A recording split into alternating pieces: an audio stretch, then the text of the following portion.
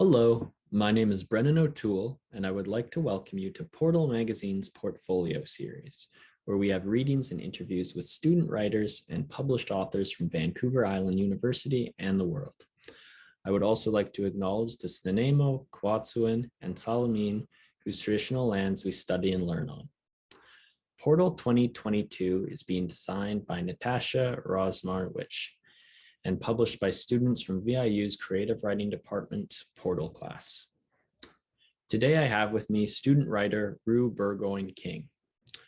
Rue Burgoyne-King is a queer, trans, neurodivergent, and mixed African-American and settler European artist and writer living on the unceded ancestral territory of the Snuneymuxw people. They are currently in their final year at VIU, and their writing focuses on exploring personal truths, confronting systemic issues, and trying to recognize, connect with, and uplift other marginalized voices. Thank you for joining me, Rue. How are you doing today? Very well, thank you, Brennan. I'm happy to be here. Yeah, we're happy to have you on the Portfolio series. This is our 2022 issues, kind of interview series with, writers in the creative writing program at VIU. I understand that you have some poems today. Would you like to start us off by reading one? Thank you, Brennan. That is correct. I have two poems, and the first one here is titled Into the Black of My Throat. Okay. Warning. The material you are consuming is written and spoken in a colonial language. Any attempt to escape the confines of this language is predicated on the perspectives and realities the language has shaped in the first place. A flesh root writhes, calloused by syntax, gestating language from the black hole at the back of my throat. The sentence's mothers are black, the impregnator a founding father whose fallacy hooked the womb of my speech long enough to control my tongue. My flesh root, it splashes in saliva, flails and flops in desperate attempt to make sense of the air it shapes into language. A fish out of water since birth, pondering a matrilineal question as its scales are skinned by its father tongue into his language. As English flays my tongue, I wonder, can my black ancestors break free of Broca's thumb, from speech born from a place named after a man who dedicated his life preaching lies that white men's minds were larger, superior to those of black people? When English appears to be the only tongue my language knows, can I birth any sentences of my own? Do any vestiges remain of my black mother's tongue, of the language that lived in my mouth, free for an eternity at my genesis, at the genesis of all I have said and can ever say? Thank you. Thank you for that. Okay, Rue, that was a beautiful poem. Thank you. Now, would you like to tell me a little bit about your background, how you got into writing kind of in the first place? Yeah, so I have a complicated relationship with writing because when I first started out, it was in high school in grade 8, and I didn't have the best support for it, and I eventually stopped writing for a number of years until after my mother passed away, and my mother is Black, and part of connecting with her, whether on a spiritual level or just trying to remember her and make her last within me, I started writing because writing was one of her passions. And I started with poetry, and everything kind of evolved from there. I love writing about identity and power struggles, and a lot of my work ends up being anti authority in that way. Now, did your mom, was she mainly a poet as well? Was that her kind of go-to form? Yeah, poetry was, I believe, at the forefront of her writing. She did write other genres. She was trying to get a children's book published. However, that never ended up happening. Uh, so is the publishing world, you know? But poetry was close to her heart, and so it became close to mine. And then you talked about starting writing in grade 8 and just not really having the kind of support behind there. Was that support from like teachers or like fellow classmates? I would say a little bit of both. Mostly on the teacher's part. I was not necessarily a focus. There was another student who was very bright and was actually one of my friends, and they were told by the teacher that they should pursue writing as a career, right? Mhm. But none of that got told to me. And so perhaps there's also a little spark of spite that I've carried with me all this time, right? Just to prove that person wrong. But Yeah. Do you think now that you've like you're in the creative writing program, and that you're kind of writing in that more like at least how I think of it in the program, it's a little more career sense. Do you think that that not having that support before kind of drives you now? I definitely think so. I thrive off of the great relationships that I have with my professors right now. The ones that I've had classes with recently are fantastic, and they have helped me develop my writing in a number of ways.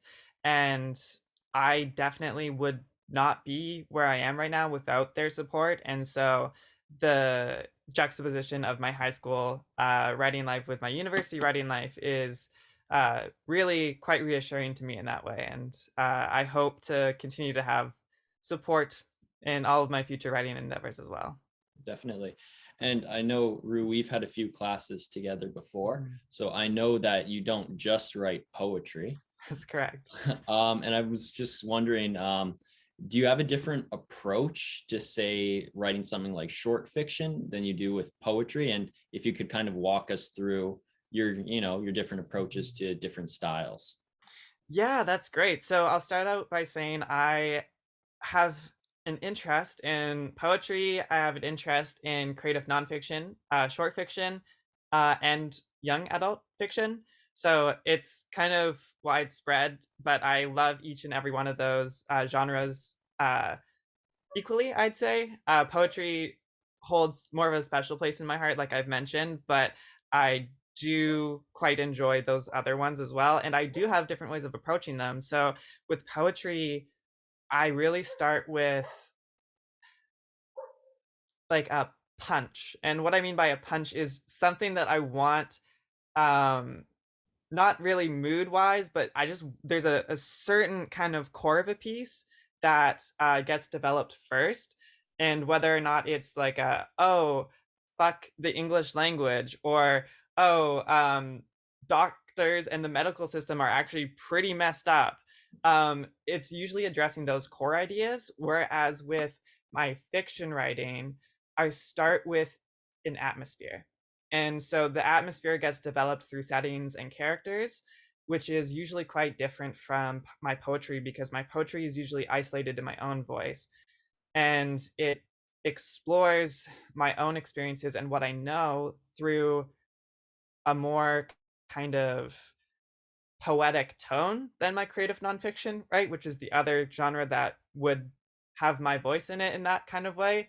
And my creative nonfiction, I try to remove myself from it as much as possible, which seems super counterintuitive, but it helps me, I think, stay authentic because I find writing creative nonfiction, if you're too centered on yourself when you're writing about yourself, it's gonna end up, I think, egotistical, but that's my personal perspective. Mhm. So I don't know if that answers your question, but Oh, it definitely does. I mean, great. sounds like you have, I mean, definitely more of like a idea of how you approach writing than I do. That's fair. Maybe I don't know at all. It's just, it's what I like to tell myself, which is what counts. Yeah. Could you Mhm. talk a little more about kind of that burst that you have with poetry, the kind of, fuck the English language, Mhm. and why poetry is kind of like a good outlet for that as opposed to something like short fiction? Totally. So, I'm glad that you mentioned short fiction because a lot of my more, I think, in-depth writing that does rebel against authority happens in my short fiction, but poetry is more succinct. It allows you to kind of throw this idea out there in this space that allows you to break really structure quite easily, whereas the short fiction form does allow that, it's still relatively restricted. And poetry is just more free in the sense where I can do something and it's more likely that someone's gonna actually stick with it. Whereas if it's like a short fiction, if I start off by like having my writing upside down, then no one's gonna read that, right? But if it's a poem, someone will probably take the time to consider, oh, why is this person made this upside down? Yeah. And what does that mean in terms of the structure? And there is that kind of basis there for reading poetry, at least on a more educational level, right? Where um, the form is very important to the poem, and the poem is informed by the form, and vice versa, right? And so it's just much more prominent in poetry than other mediums, at least as far as I found. Poetry, I think, even more than short fiction, is also something that's feels like it's meant to be read aloud. Yes. And I've noticed that you have a kind of a way that you speak when you read. And is there any reason why you choose to kind of speak in the way you do when you read your poems? Yes, very particularly. I'm glad that you mentioned the speaking part because I do. When I write my poems, I read them out loud all the time. When I'm writing them, they're meant to be spoken, whether or not it's just to myself or out into the void, right? But I I really like to focus on the speaking and poetry as a way of uh, showing a different side of me. As one of my professors previously said, they were really surprised when I started writing this stuff because they're like, "Oh, I thought you were just this really nice, reserved person, right?" And then you all of a sudden have this poem that's just like, "Oh yeah, fuck the patriarchy, tear down," right? It's just um, it's another side of me that I don't often feel like I have this space to explore. And so I think being able to utilize voice in that way is really important because it's about voice, right? And about having my voice being heard and uh, the reach that I can have. Yeah, I think for me it stands out because, like you were saying, it's not your everyday voice. It's not the voice that you have when you're talking like we are right now. So it's definitely noticeable. And yeah, it's interesting to hear that idea, that process. Yeah, thanks. Um, and then kind of the opposite of voice, writing in general. Like, what is your kind of daily, if you have a daily kind of, I don't know, structure when it comes to writing? Oh, Uh, I've been waiting for this one, and I can tell you, as much thought as I put into this, I can still give you no better answer than writing for me in my routine is circumstantial. yeah. And there's only so far that I can push writing in a day where um I might only get like a few words down, but like I mentioned with um the way that I construct my poems and the way that I construct my stories, as long as I have that punch or that mood, that feeling there, it's really easy for me to write. So most of my writing process is figuring out how to get to that feeling, and once I'm there, it writes itself pretty well. But um the unfortunate part is most of that happens after 12 a.m. and I don't know what it is, but I just find myself able to capture the essence of what I want to write about much better when it's um, 2 a.m. Yeah. So I mean, I am in the exact same boat. Like, kind of I'm kind of different though. I'll pull out my notebook or my laptop Mhm. and have no idea what I want to do. And it's dark out and I'm in that mood. And it's like, okay, let's see if something can come out. So Mhm. do you ever approach the page with that? Like, I just don't have anything there and let's just see if something will come up. Yeah, I do. It's actually a really important aspect of my work and my daily routine that I've reflected on in therapy, where I use writing at the end of the day. And I think part of why I do write so late is it's a reflection time, right? And so sometimes I do approach the page with absolutely nothing in mind. And it's a space for me to, unleash everything that I've pent up during the day. And I gotta kind of talk through issues on the page about um, certain difficult experiences that I had or certain positive things that I had. And so the late night writing, while maybe not the best for my sleep schedule, is rather therapeutic in that way. Yeah, it's a different form of therapy. Hmm. I just have a couple more questions. Sure. Who are you reading right now? Or do you have Ooh. any specific people that are kind of inspiring you? I do. Mostly actually right now I have a series of short fiction. I believe it's called Love After the End. And so it's basically queer indigenous authors exploring um like life and love and connection in future worlds and future variations of our world, right? And Hmm. I just really like to kind of remember where I'm coming from, right? Like I live on the traditional unceded territory of the Snuneymuxw people, and their stories are very important and they need to be heard. And I just think that there's just so much to be gained for personal and academic growth and writing growth from just being able to take in the authenticity of their stories, right? Mm-hmm. Definitely. Yeah. We both attend VIU. What brought you to VIU and the creative writing department? So I was planning to go to VIU originally because I grew up here in Nanaimo and I didn't have the money to go anywhere else. And so that was a main factor for my educational choices. But how I actually got into the creative writing program, I took I think it was intro to fiction writing with Kathy Page, and I was like, okay, I don't really know how to write at all. Like I was not planning to fall in love with it as much as I did. Like I turned my entire degree around. I was originally supposed to be doing like the physics transfer program to go into architecture, and then I took this one course, and I everything changed. Yeah. Well, I mean, I'm sure the profs are gonna love to hear that. Yeah, All I'm right. sure they Well, will. I just want to thank you very much for coming and Mhm. chatting a little bit, Rue. Would you like to read us a poem as we say goodbye? I would, thank you, and it's been a pleasure to be here. I mentioned that before, but it's really easy to kind of speak about stuff with you. So I thank you for your personality and your demeanor. This poem is titled "Assigned Leech at Birth."